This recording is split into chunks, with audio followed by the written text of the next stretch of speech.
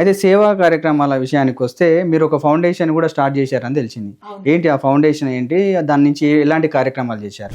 Foundation అంటే ఏంటంటే, నేను ఒక కరోనా టైంలో అండి, కరోనా టైం అంటే అందరికి ప్రతి ఒక్కరికి గుర్తుండే టైం.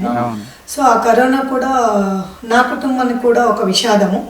అండ్ మా బ్రదరు, మా అమ్మగారు పోయారు. సో అంత ముందే నాకు మా అమ్మ వాళ్ళు పుట్టినప్పటి నుంచి కొన్ని సోషల్ యాక్టివేషన్ నేర్పించారు. అలా చేసే అలవాటు ఉంది.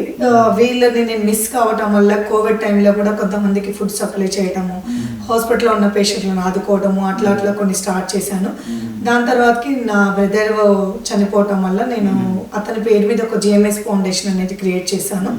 జిఎంఎస్ ఫౌండేషన్ తరపున నేను పిల్లలకి, అనాథ పిల్లలకు ఎడ్యుకేషన్ పరంగా బుక్స్ కానీ, బ్యాగ్స్ కానీ, బట్టలు కానీ ఇవ్వటం జరుగుతుంది. ఓల్డ్ ఏజ్ హోమ్ ముఖ్యంగా, ఓల్డ్ ఏజ్ హోమ్ నాకు పేరెంట్స్ లేరు కాబట్టి ఓల్డ్ ఏజ్ హోమ్ వెళ్ళటము, ఓల్డ్ ఏజ్ హోమ్లలో వాళ్ళ పిల్లలు, ఎంతో మంది పిల్లల్ని చదివిపిచ్చేస్తే వాళ్ళు చూసుకోకుండా తల్లిదండ్రులను ఓల్డ్ ఏజ్ హోమ్లలో వదిలేసిపోవటం వల్ల వాళ్ళకు ఒక కూతురు లాగా, నేను వాళ్ళకి ఒక కూతురు లాగా వాళ్ళ దగ్గరికి వెళ్ళటం, వాళ్ళకి కావాల్సిన నిత్యావసర సరుకులు ఇప్పేయటము, వాళ్ళకి కట్టుకోవడానికి బట్టలు ఇప్పేయటము, అనాథ పిల్లల దగ్గరికి పోవటము, వాళ్ళకు బట్టలు ఇప్పేయటము, వాళ్ళ బర్త్డేలు అయితే చేయటము, బయట హాస్పిటల్లో పేషెంట్స్ దగ్గరికి పోవటము, ఇలాంటి కార్యక్రమాలు నా జిఎంఎస్ ఫౌండేషన్ తరపున నేను ప్రజలకు అందిస్తున్నాను.